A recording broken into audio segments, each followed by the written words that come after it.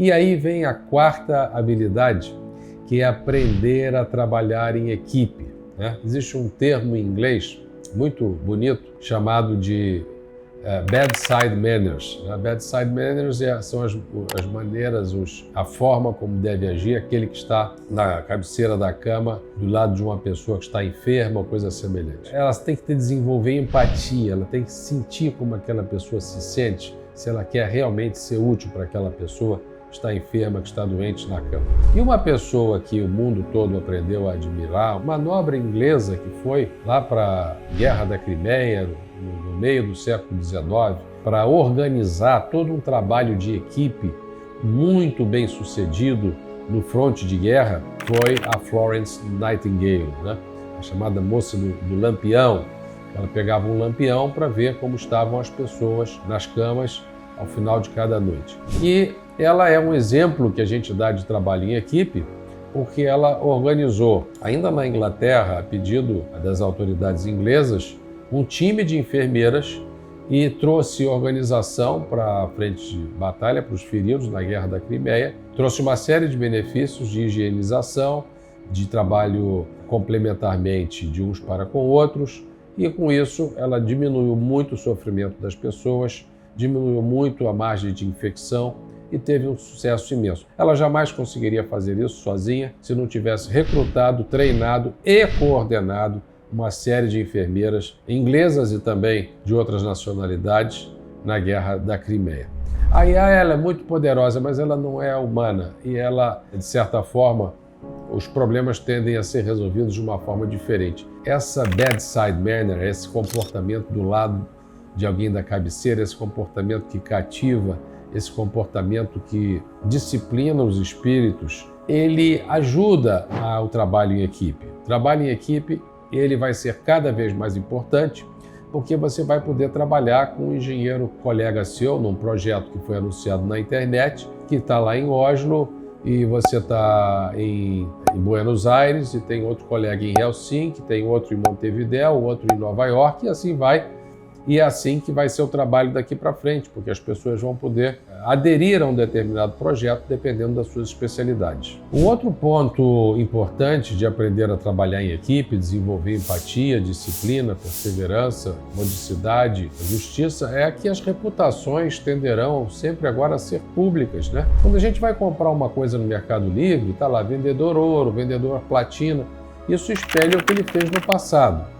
Amanhã, quando tiver um projeto de uma usina hidrelétrica a ser feita em Santiago, engenheiros do mundo todo, economistas, vão mandar seus projetos. Uma vez que esses projetos, suas propostas chegam em determinado departamento de pessoal da firma responsável pelo projeto, o seu currículo passado, assim como acontece com o vendedor do Mercado Livre, vai estar todo à disposição dele.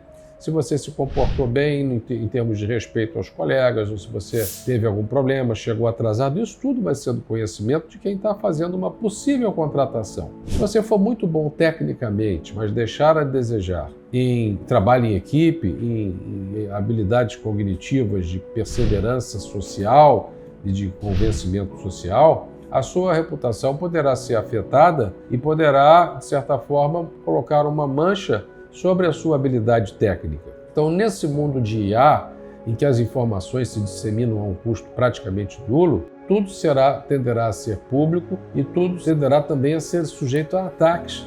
Você pode até ter uma ficha corrida perfeita, mas se você gera em alguém um sentimento negativo, que você não teve empatia com determinada situação, por exemplo, essa pessoa pode atacar com mecanismos de notícias falsas, de robôs, etc., a sua própria reputação. Então, é preciso mais do que nunca desenvolver empatia, desenvolver capacidade de se colocar no lugar dos outros, aprender a trabalhar em equipe e aprender a valorizar o ser humano, que, em última instância, será aquele que estará do seu lado na utilização da inteligência artificial. Será muito importante também o seu devido conhecimento de ética. Se todos os jornalistas pensarem de determinada forma, aquele viés vai estar na internet, quando o jornal é publicado, e vai estar na inteligência artificial. Então é importante você conhecer ética para poder também trabalhar de uma forma a não prejudicar pessoas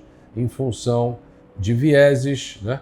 E essa ética pode ser uma ética conservadora, que preza a continuidade institucional e os costumes, por exemplo, no sentido de Edmund Burke, ou pode ser um idealismo absoluto, ou pode ser um princípio deontológico, pragmatismo, um princípio teleológico, utilitarista ou consequencialista.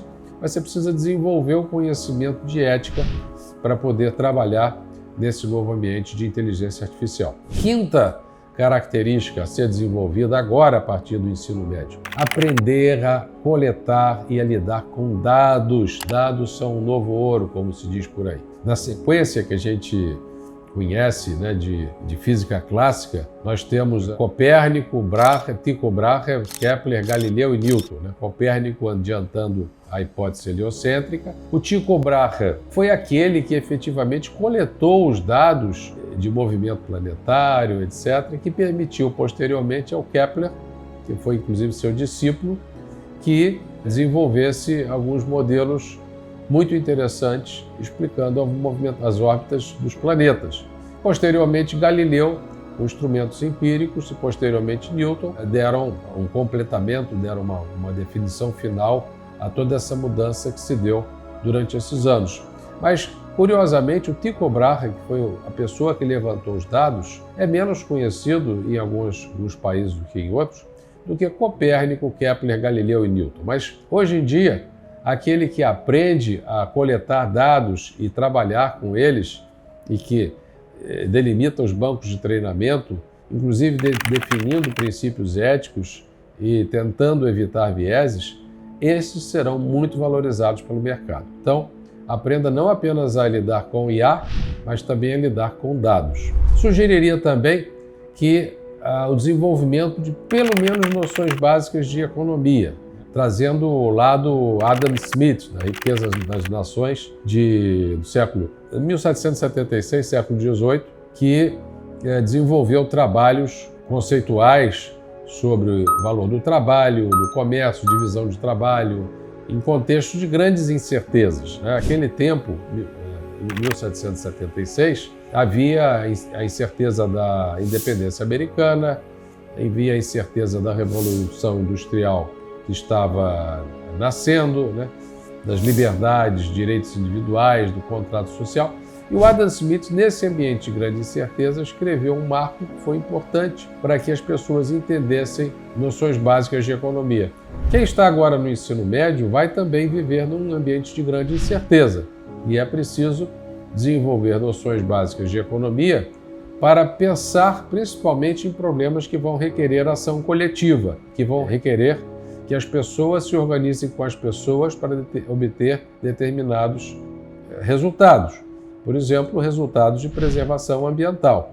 Então, isso é uma corrente. E também, aprendendo de economia, outros fatos de incerteza que estarão presentes ao mundo com inteligência artificial tenderão a se embasar, tenderão a receber benefícios e subsídios daqueles que aprenderam os princípios básicos da ciência da escassez.